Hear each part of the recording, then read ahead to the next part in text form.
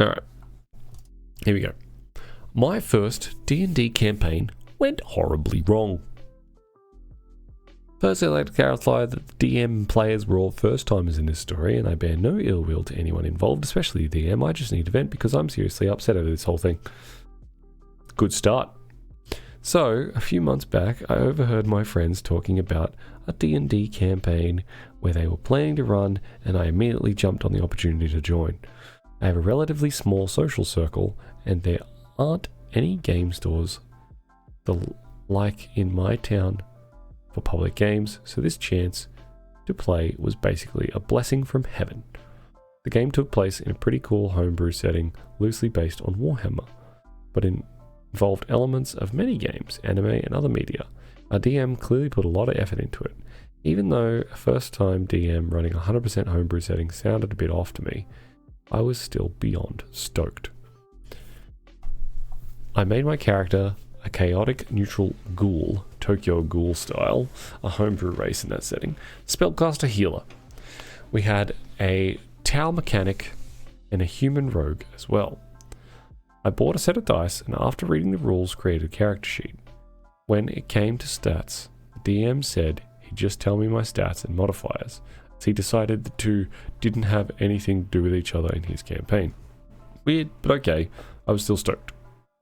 I even drew my character and made a 3D figurine for her. Nice. Session 1 goes pretty well.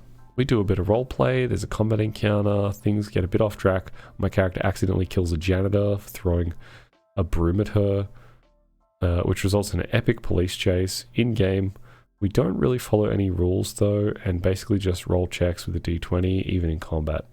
A real problem starts about 5 sessions in, when the party is basically forced to swear allegiance to one of the 9 most powerful mortal creatures in the material plane. This results in a pretty forced railroad, as we're forced to do as our boss says, otherwise our souls get destroyed. Okay, that's kind of railroady, but alright. It's not bad for a first time DM. We also undergo severe training, which permanently alters the appearance of all our PCs. We had no knowledge that this would happen. At the time I found it a bit frustrating, but I didn't object, as technically we got much needed upgrades. We needed said upgrades because literally everything and everyone was so stupidly overpowered that we couldn't face off against any of them for even a single moment. Okay. Every NPC was OP to the point of being untouchable. For example, at some point we found an unconscious woman outside our ship, so we brought her inside and gave her medical attention. But since we didn't trust her, we decided to tie her up in case she turns out to be dangerous. When she woke up, she immediately attacked and proceeded to beat the crap out of all 3 of us single-handedly. Not even because we had crappy rolls. Most checks were above 20, while our higher stat modifiers were +2. Our DM didn't do levels. Turns out she was an ally, but still, this sent the message that we, the players, are so weak in the grand scheme that any moderately skilled NPC can brush us aside effortlessly. That's not a good sign. Usually the players are some of the most powerful beings in existence in adventures. This was further reinforced when after a several session mystery we finally tracked down a boss monster and we were prepared to fight it. My character, being the sort to solve problems with her fists, immediately goes to punch the thing with her power gauntlet. I roll a nat 20. The attack bounces off the monster's invisible force field. I kid you not. Then a random OP NPC flies in and kills the thing as we stand and watch. At that point, I was mildly pissed, but I held my tongue for the most part. Until the next session, when we were exploring an ancient city and accidentally woke up dormant automatons. We were hiding when the leader of them found us. Given that the bots seemed openly hostile, my character goes for a surprise attack, hoping to dispose of the threat before the others can react. I roll an 18, you can guess what happens. The robot grabs both my fists and shatters my gauntlets. At that point, I was legit mad and let it be known. I just felt like our characters were completely powerless, seemingly by design. Turns out, I was correct, as this fact was only reinforced from this point on. After my weapons were shattered, we had no choice but to flee. Afterwards, we had to call for help from another OP NPC to save our asses. One time, our rogue had to infiltrate a party held by a rich asshole to get some important info out of him. My character wasn't present, as high-class social events weren't her forte, but the rich guy refused to speak to the rogue, said he would only talk to our demigod boss. My character had a one-time use item to summon her, and as the rogue refused to argue, he likely didn't have good chances, as it was likely another 20+ check, my character was summoned to deliver the item. While this was going on, we found out there was also a bunch of terrorists who wanted to blow up the place.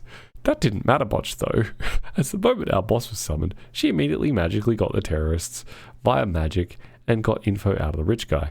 My character at this point hated the rich guy, and as her backstory was that she's a serial killer who stalks and kills people she finds to be bullies, she was deeply flawed. She asks our town mechanic, who just got a new ability for hacking, specifically to hack the palace's systems to get the blueprint so she can sneak back in and get the guy who disrespected her friends. I half expected to be called out in character, but our town went on with the check. Nice. They rolled a 16, which wasn't only low enough to fail, no, they managed to trigger security, causing alarms to go off. Hearing this, our boss reads my character's mind via her OP magic powers, gets pissed that she dared think about killing such an apparently powerful NPC, then decided to curse both my character and the tower to have -4 modifiers for all of our rolls for the next 2 sessions. You know, just normal D&D things. This DM is just fucking whack, dude. It's punish the players, punish the players, punish the players, and just doesn't. He's oblivious to what's going on. After this, I was pretty much done. Still stuck around because all others were my friends. Plus, I grew pretty attached to my character and wanted to see how her story ends. That was a mistake. I didn't mention until now a few friendly NPCs around our level who worked alongside us as a separate group. In most RP scenarios, they were around. And them and the party basically became my character's new family, as she lost hers when her planet was destroyed. These were the only characters she trusted, and she'd stand up to any one of them without hesitation, no matter how powerful. This is important because of the finale. Turns out these NPCs made deals with the Chaos Gods to deliver my character to them in exchange for their lost, I guess, loved ones being revived. So that's what they did. The twist was that they were enemies all along. This completely broke my character, as she was trusting someone for the first time in her life, only to be betrayed not only by NPCs. Our rogue switched sides at the last moment and joined them for his law reasons. The Tau didn't, but they couldn't do much, so they basically just left. I hoped for redemption arc from chaotic neutral to neutral good, as my character finds a new family. Instead, she was consumed by grief and rage, as at first she tried to run, but that clearly wasn't an option. This DM is just like, nope, this is what's happening. I'm just describing what's happening, what I've decided in the story. You don't get to say. Everyone's got temporary upgrades for the final battle, including the traders, to make the fight more epic. DM told us we were around the same level as most of the more powerful NPCs we faced. What? Except the Tau, who got a deal offer from a demon and quite sensibly refused.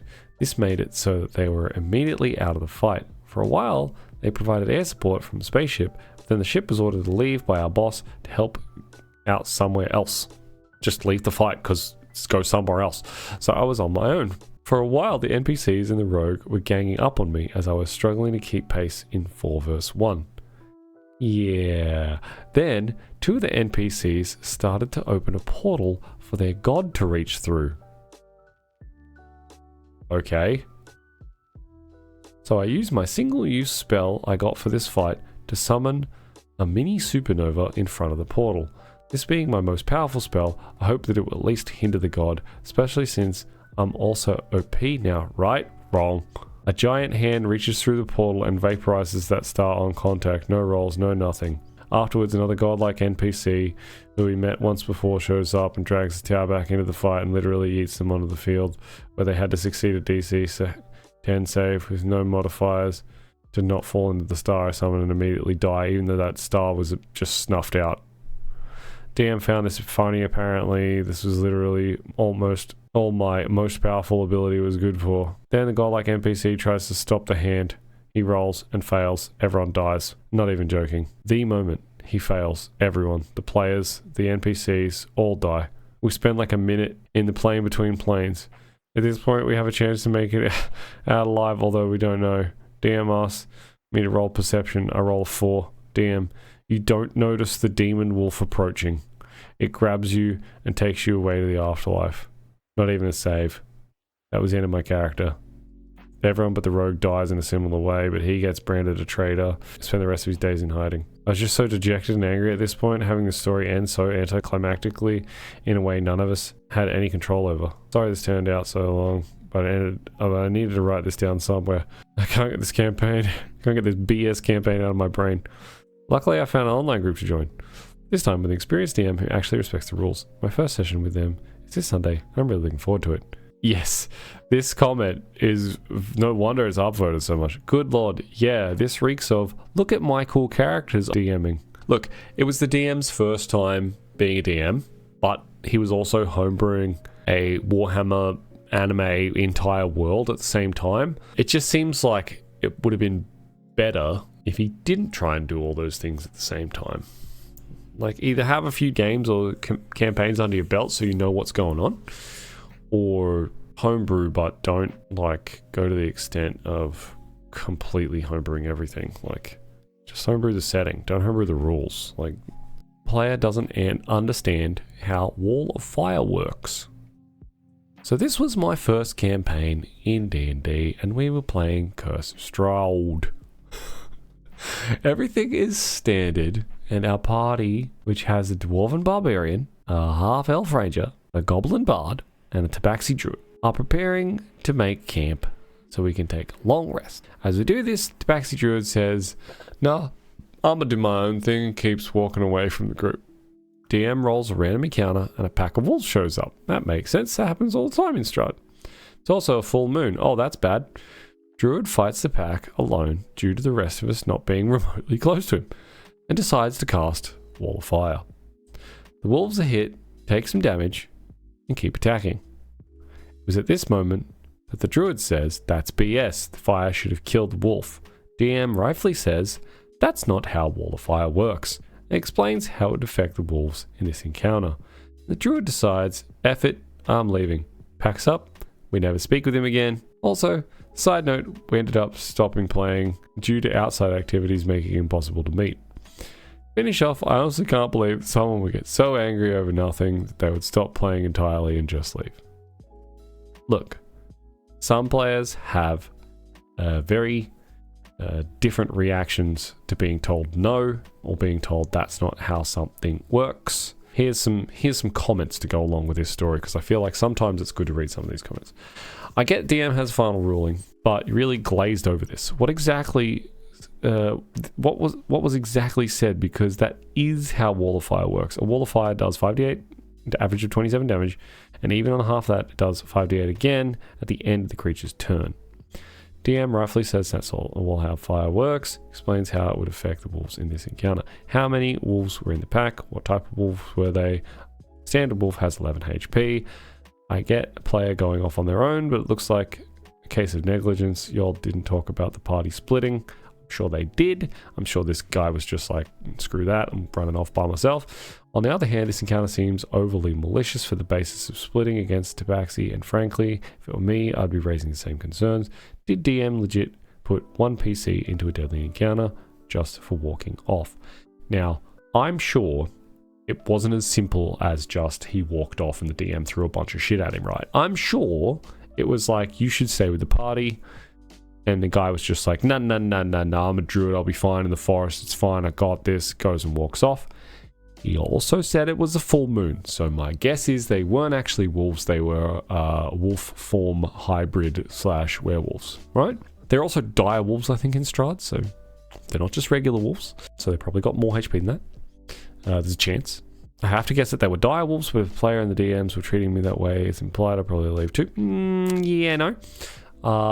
I think that by the sounds of it, the druid also just said, like, I cast Wall of Fire and it's just going to go through them and they're just all going to die. And he's like, well, no, they can just get out of the fire on their turn and they won't die because they survive the initial hit and they can get out of there. Oh, here we go. He's responded. No, what happened was the DM rolled in a random encounter. It was a group of 5 werewolves. PC cast Wall of Fire, got low rolls for damage, then tried to argue that due to it being a wall of fire, that they should have been incinerated via real-life rules. We tried to explain that damage works differently in D&D, but they refused to accept it. Calmed down slightly, the encounter continued. We got there 4 rounds later, saved them. They still got lycanthropy due to failed saves, and then decided to up and leave because of this and the argument over the Wall of Fire debacle. See? I knew. It was werewolves. See, we got it, chat. We got it. Lycanthropy, they were werewolves. Wall of Fire didn't do enough damage to kill them all. I just assumed these things. You gotta just assume a little bit more about this situation. Like, read into the situation a little bit more. Especially if you're on a D&D thread. Like, you should know a few more D&D rules to kind of, like, put the logical steps together. I kind of like this too. We tried to explain damage work differently in D&D. You had to explain to a 7th level druid how basic damage works in D&D. The quest giver would be a DMPC. The big bad evil guy will be a DMPC. The minions will be DMPCs. Everything is a DMPC. This is my first time posting here, and English is not my first language, so apologies for grammar or formatting mistakes. Perfectly fine. For reference, after finishing DMing my 2nd campaign, I've decided to give myself a break and plan what to do next. One of the players, Fontaine, okay, fake name of course, contacted me and told me he wanted to DM his original one-shot, using my world setting and recruiting players from my TRPG server. Other players have done this before, running some side stories when the main campaign is on break. Sounds fine. I asked Fontaine about the story of his one-shot. I was concerned it may involve some characters in the main campaign that I have plans for. And the horror starts. The adventure hook is the PCs hired by Fontaine's old PC, criminal Soul Knife, who was wanted for self-defending killing, to protect her when she returned to her hometown and find the place corrupted by some mafia, which the party will fight against. The adventure hook already shows some huge red flags. Main character syndrome. Okay, true, but it's more like they're using their PC as the patron, right? They're like the person hiring them. The Soul Knife is at least the same level as the party. And I can only roll my eyes when Fontaine texted me the developments. Okay, Soul Knife isn't revisiting the town to overturn her verdict, but to find her missing parents who somehow are in the mafia, and to protect herself, she will not tell the party about the murder she committed, which will put them all in danger. Imagine the guards, some corrupted, some not, trying to arrest Soul Knife while they were clueless. The party is forced to fight. Okay, alright, that's a bit weird. And in the end of the one shot, Soul Knife will not only reunite with her mother and be rewarded for defeating the mafia by having her verdict reversed. I mean, the fact that they're not going to sail that to the players is a bit weird. Like, that would be kind of, it makes sense. And then you can be like, I really need you guys to help me because I didn't actually kill this person, even though they did. You can keep that part a secret. But the only way I can do it is by freeing my mother from the mafia, like, because she will, she has evidence to, show that I didn't do it or something like that, even though she really did. Like, this is okay. I think that's an okay plot point, but when you're keeping it all secret from the players, it makes it a bit silly. I was just shocked and couldn't think of a reply, and Fontaine continued. He asked, exactly, this is my first time writing an adventurer. What level should the big bad evil guy and the minions be? It was late night and I was sick IRL, so I told him good night and we can work on the one shot together the next day. Fontaine's job makes him only free some days, which I have some time to give advice for. I don't want the one shot to be a disaster and leave a bad taste, but there are just holes everywhere in the one shot to start with. I don't hate Fontaine, he just isn't familiar with how the adventure module works. Horror story hasn't come to its end, but I hope it will get better. Edit 1. Now Fontaine describes the one shot, makes it sound like an adventure of M's Soul Knife and her sidekicks. Yeah, it's not super bad. I don't think this is a super bad premise. I think you shouldn't keep the whole real reason that the players are working for a specific, like, NPC, a secret. Like, some little things could be a secret, and it could be that she really did kill this person, and it was all like a plot just to get her off from being thrown in jail for killing somebody. Like, that's fine. I think that's actually pretty smart. It's like a good plot twist at the end. But the players should know that they're trying to help her get off a murder charge that they think she didn't commit, even though she might have. Yeah, the characters can't know, but the players should. Yeah, the players should know. The characters don't have to necessarily know, but the players should know that that's what they're trying to achieve, that they're trying to get her off a murder charge by, you know, taking down the mafia and helping find her mother or whatever, right? But keeping all of that a secret when it's just like, oh yeah, the characters get hired by this Soul Knife Road character to defeat the mafia. No real reason why, other than just that's your goal. It's a bit too simplified, and it also, like, I do understand where his concern is, that this new DM is like using his own character as the patron, which could give off the vibe of it being a DMPC where that DM wants to just like essentially play the character and take control of the campaign and do everything kind of thing. Like, I can see where their concern for that is. But as long as you explain to that DM, like, hey, don't do this. It's a bad idea. Like, just have your character be the patron and that's it. Like, don't have them step in and save the party or anything like that. No one can make it. No problem. This is from a player. Okay, so I just had to share this somewhere and I figured here would be the best spot. I joined a new group a few months back and we've had a few problems here and there, but besides one incident, nothing so bad that you just immediately leave. That was until today. See, we have 6 people in our group and only the DM and his wife could make it to today's session. So you'd think they'd do the normal thing and just reschedule. But instead, they took over everyone else's characters and just play without the rest of us. That's already insane, but don't worry. They also killed our mounts, got rid of half of our inventories, and also murdered a town full of innocent people because, and I quote, we felt like that's what our group would do. They're a bunch of murder homos. No, it is in fact not even close to what we would have done. If you want to prove that isn't what we would have done, then you just have to think back to one incident that almost made me leave. See, what happened back then was that we ran into a town with only about 100 people in it, and the DM was heavily trying to railroad us into killing them. Me and 3 others didn't want to do that. We sparked a big argument where me and the 3 others ended up having to switch to new characters, all because we weren't willing to kill innocent people, and because the few who didn't swap were hinting that they were going to try and kill us for not wiping out the town like they wanted. Maybe it doesn't seem so bad to you, and maybe I just suck at explaining things, but I ran and played a lot of games, and this just feels like something you should never do.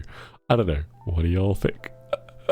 Okay, if it was supposed to be like an evil campaign, it makes total sense, right? Like, you should be trying to, like, well, maybe not always try and murder a bunch of people, but, like, you know, it seems like it was conveniently located, a town with very few people for you to just go ham on, right? Were they drunk?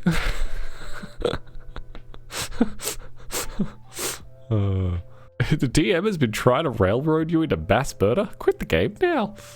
Yeah, okay, so taking over, like, one character that's not there with permission from that character is okay. Taking over like 5 different characters without permission and just doing whatever the fuck you want, that's a bit much. That is a bit much. What baffles me most about this is why they were so dead set on massacring a whole town, both then and now. Was there any story, reason, or motivation? Did they just want to cause a bloodbath for fun? What was their explanation? And the OP has responded with, the first town was a bunch of people who were being held prisoner by a warlord and forced to work in a mine. That mine was the main source of ore that the warlord used to supply his army with weapons and armor. So their reasoning was kill the innocent town and blow up the mine and hope it'd actually weaken the warlord's army instead of freeing all the slaves and liberating them and taking back the town and getting rid of the warlord. Okay. The second town was a massive lizard folk town that they'd refused to explain themselves on why they wiped it out recently. The reason given was, and I quote, "It's fine, they were lizard folk. Who actually cares if they die? It's not like they're people." Wow. Super racism. What the hell kind of answer is that? Honestly, I'm glad I got away from that game and those people in general. Slowly but surely, after I left the game, they started to show a lot of shitty behavior IRL that I guess had been hiding when I first met them. Really wish I had noticed and done something about it sooner.